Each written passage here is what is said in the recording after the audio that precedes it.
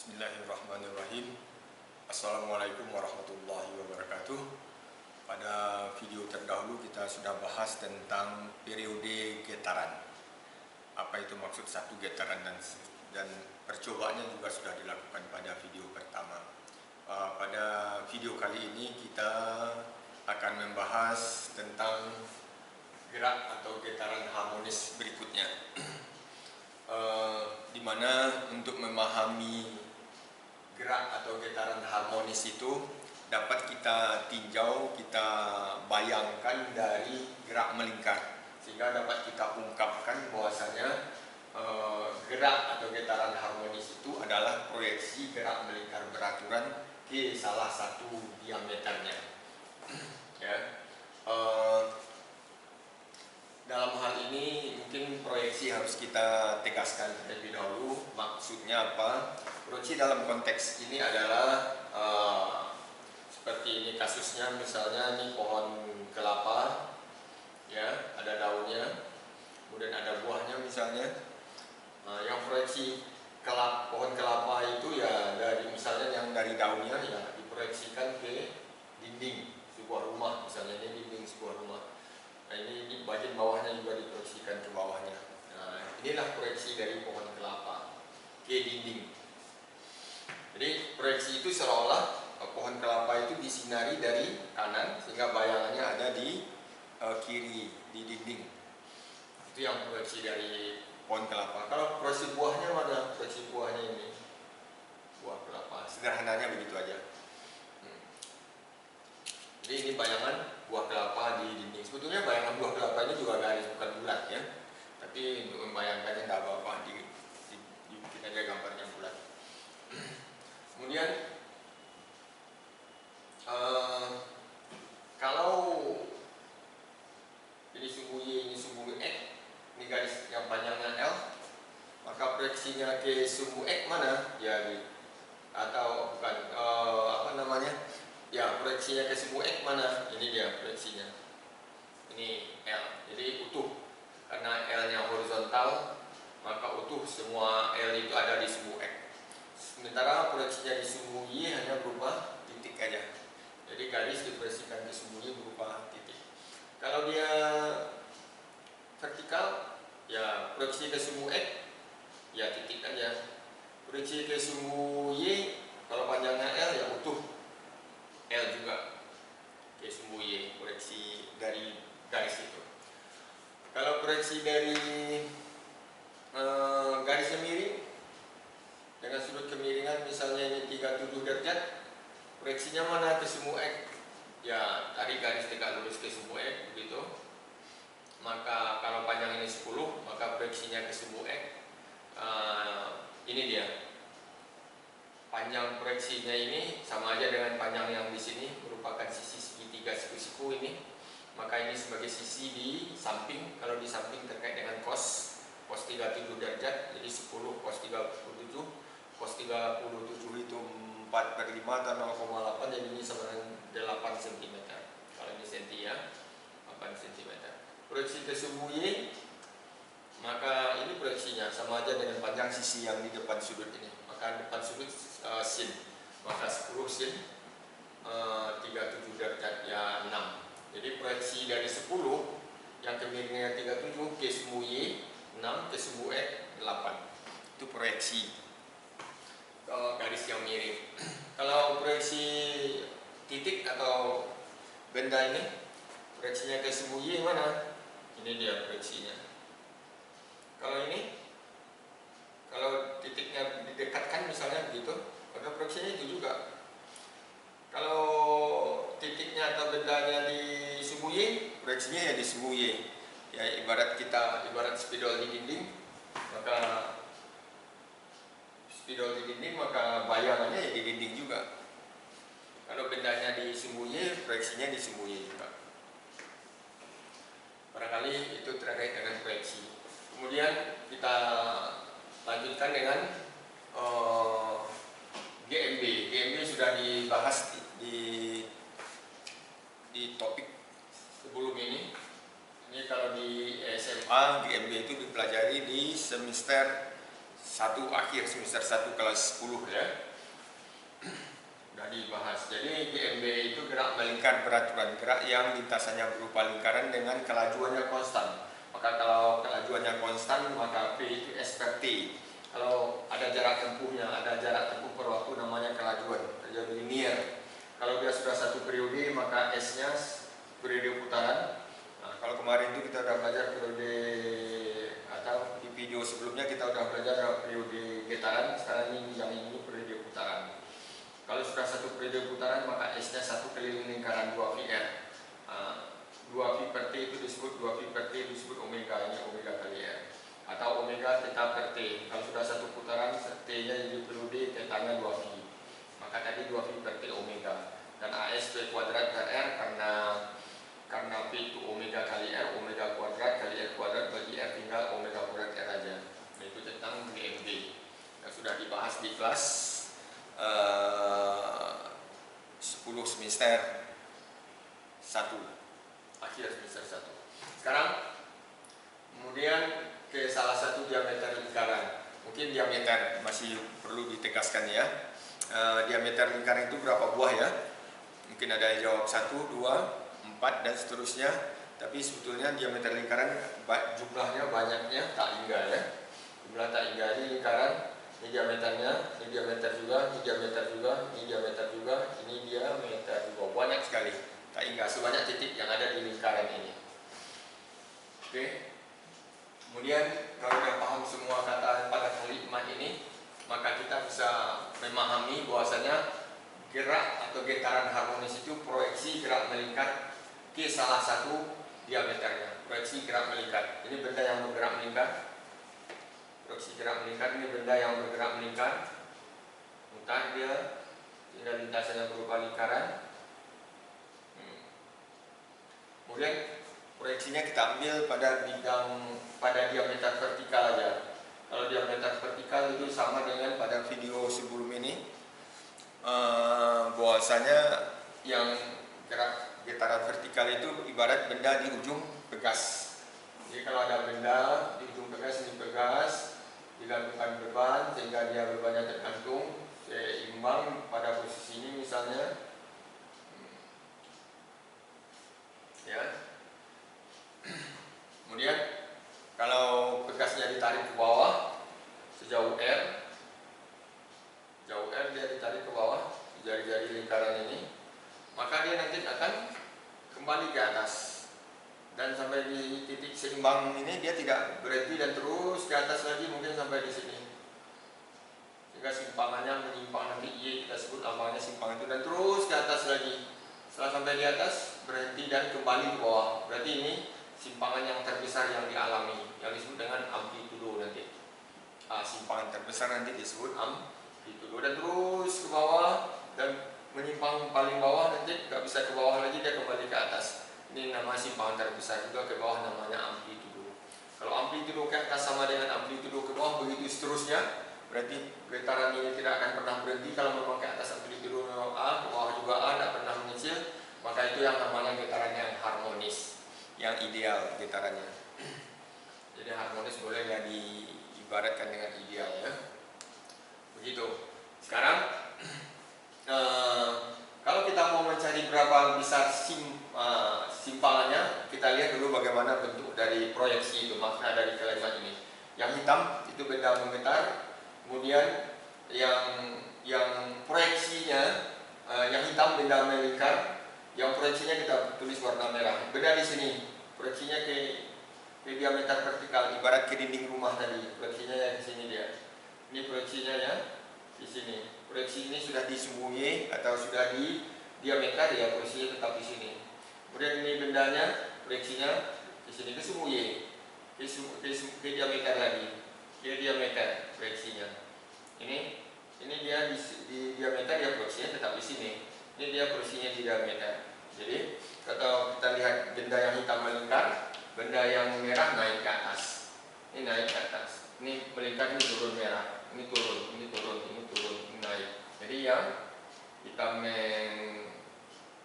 melingkar, yang merah naik turun. Nah, naik turun itu geraknya bolak-balik. Gerak bolak-balik itu yang pada video pertama disebut dengan bergetar atau gerak harmonis namanya. Jadi dapat kita sebutkan, dapat kita lihat bahwasanya benda yang hitam melingkar, yang merah bergetar naik turun begitu. Ya, nanti bisa juga yang ke horizontal sebetulnya proyeksinya, ya seperti ini, ibarat ayunan kemarin itu. Ya, yang satunya berak bolak-balik, yang satunya melingkar. Jadi yang bolak-balik ini ibarat getaran. Jadi sekarang berapa, begitulah yang dari mudah-mudahan dapat dipahami ya, apa yang dimaksud dengan proyeksi gerak melingkar beraturan ke salah satu diameternya. Jadi proyeksi benda yang bergerak melingkar beraturan ke diameternya. Proyeksi dari benda itu merupakan gerak harmonis. Proyeksi dari benda itu ke diameter lingkaran. Baik, sekarang bagaimana mencari Y kalau benda bergerak melingkar? Ini sudah berarti benda yang sudah menempuh sudut tempuh θ. Sudut tempuh θ.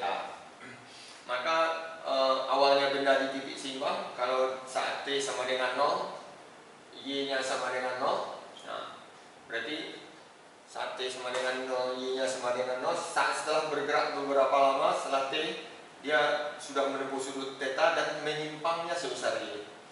Nah, ini namanya simpangan Y.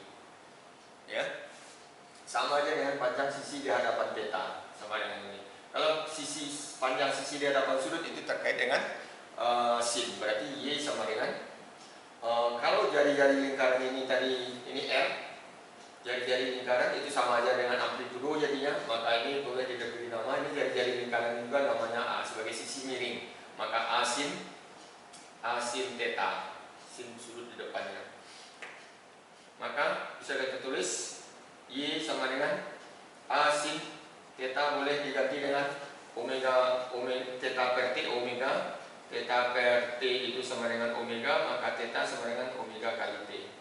Jadi ini boleh diganti dengan omega kali T. Kemudian omega itu boleh diganti dengan 2pi per T. Jadi A sin 2pi per T kali T. T per T itu pase, jadi boleh juga ditulis Y sama dengan A sin 2pi T per T si, pase getaran. Kemudian Y itu seperti disebut frekuensi A, jadi frekuensi sama dengan seperti, maka sin 2pi F kali T. Jadi begitu persamaan simpangan getaran. Jadi simpangan getaran itu Y, simpangan getaran ya Y. Jadi Y itu disebut simpangan getaran. Simpangan getaran. Awalnya dia di titik seimbang, tidak menyimpang namanya. Kalau ditarik ke bawah dia menyimpang, kalau dilepaskan dia akan bergetar, maka akan ada simpangannya. Barangkali demikian aja konsep tentang simpangan getaran pada gerak atau getaran harmonis. Berikutnya kita bahas satu contoh soal saja. Dapat dicatat contoh soalnya nanti ya. Sebuah partikel bergerak harmonis dengan amplitudo 4 cm dan periode 2 sekon. Tentukan simpangan getar partikel tersebut saat yang A 1/6 sekon, B 1/4 sekon, C 7/6 sekon, D 13/6 sekon. Supaya lebih cepat dapat kita dibahas bersama-sama saja. Diketahui tadi amplitudonya 4 cm, periodenya 2 sekon. Ditanya Y-nya berapa, simpangan getarnya berapa, saat itu berarti T, waktunya. Yang A, T-nya sama dengan 1/6 sekon. Yang B, T-nya sama dengan 1/4 sekon. Yang C, T-nya sama dengan 7/6 sekon tadi. Yang D, T-nya sama dengan 13/6 sekon.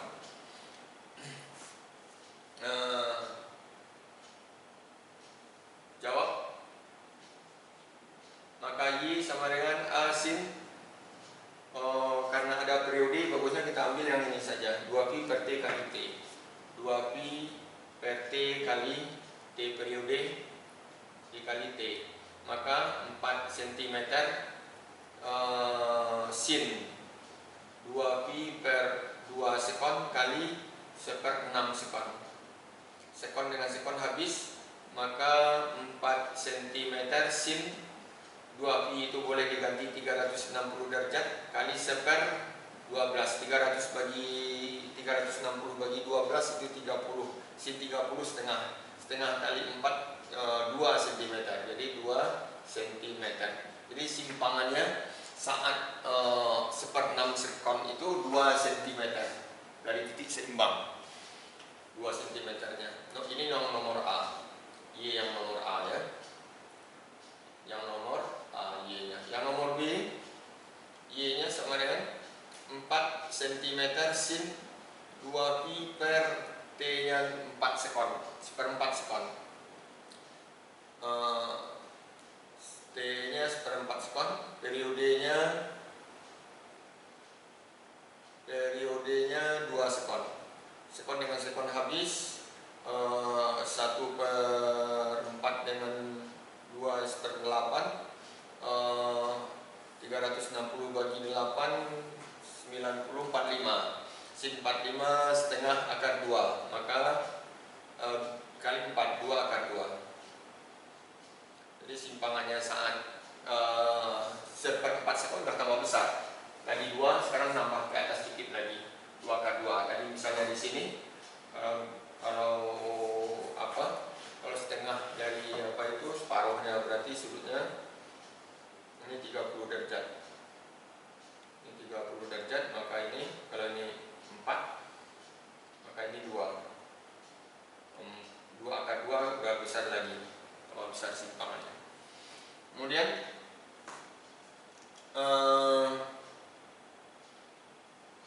yang C,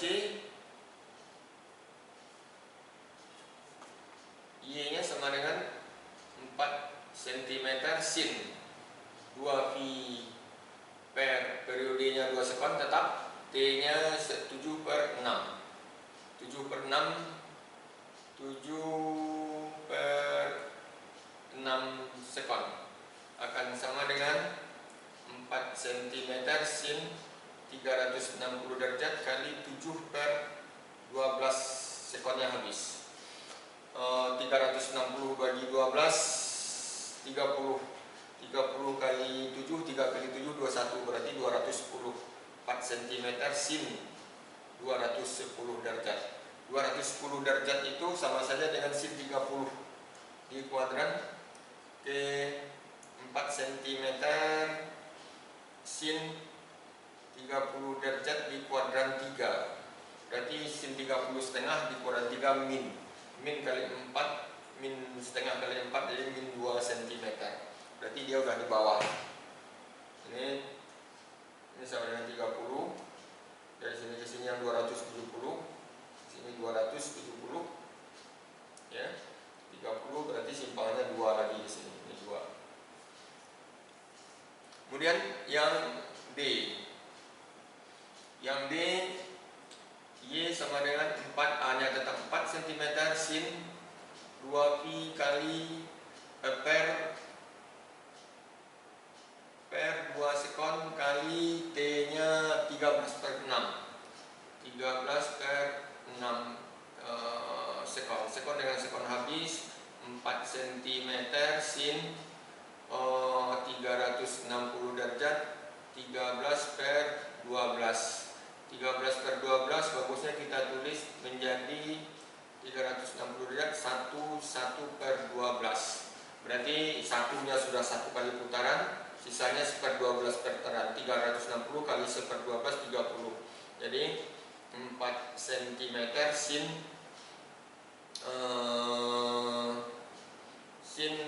30 derajat. Sin 30 setengah, jadi 2 cm. Bisa aja dikalikan. Kalau dikalikan semuanya nanti kan dapatnya 490 derajat. Kalau dimasukkan juga satunya 490 kan udah lebih 360. 460 udah lebih 360. Berapa lebihnya? Itulah sudutnya. Ya. 460 kurang 360 itu 30 derajat. Jadi ini yang 30 derajat itu. Nah, ini dia 30 derajat. Jadi daripada menjadikan 460 dikurangkan lagi 360, bagusnya diambil aja bilangan pecahan di sini. Bilangan pecahan. Jadi yang diambil pecahannya aja, yang bulatnya berarti sudah 360-nya ini. Jadi kalau udah 360-nya ya kira 720. Kalau udah 2 putaran tambah 30. Jadi 750. Nah, kan susah lagi mengurangkannya nanti. Jadi bagusnya diambil pecahannya saja. Yang bulatnya berarti sudah 1 putaran. Nah, kembali yang itu yang namanya periodik, kembali ke awal dan hitung dari kondisi awal lagi.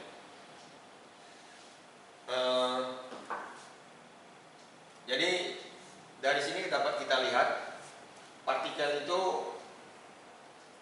ini pada soal ini berulang kali dia menyimpang sebesar 2 cm itu. Waktu mau ke atas simpangannya misalnya seperti ini 2 cm, udah sampai amplitudo menjadi 4 cm, turun lagi ke bawah dia 2 cm dan kembali terus ke bawah simpangannya 0, ke bawah lagi 2 cm lagi seperti sekarang ini 2. Jadi berulang kali simpangannya 2 cm. Kira-kira begitu. Maka untuk lebih pahamnya kita beri soal satu supaya untuk latihan bisa dikerjakan sendiri ya. Sebuah partikel bergetar harmonis dengan amplitudo 4 cm dan periode 2 sekon. Tentukan waktu yang diperlukan partikel tersebut untuk bergetar sehingga simpangannya 2 cm yang pertama kali A-nya, B 2 cm lagi simpangannya yang kedua kali, B yang C 2 cm lagi simpangannya yang ke-5 kali.